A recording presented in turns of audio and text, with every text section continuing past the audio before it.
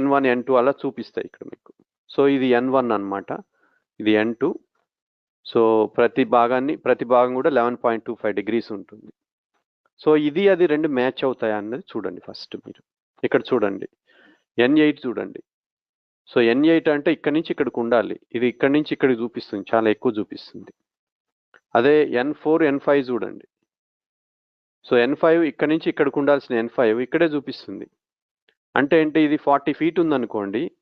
So 40 feet అంటే 80 feet అనుకోండి, easy calculation. అంటే ప్రతి భాగం కూడా 10 feet ఉండాలి. సో 10 feet ఉండాల్సిన N8 ఇక్కడ చూడండి 15 feet చూపిస్తుంది, దాదాపు 1.5 గడి చూపిస్తుంది.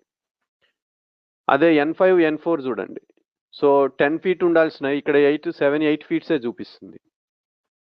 అంటే ఇది స్క్వేర్, ఇంకా స్క్వేర్లో కూడా చక్రం కరెక్ట్గా చూపించదు దిశలు.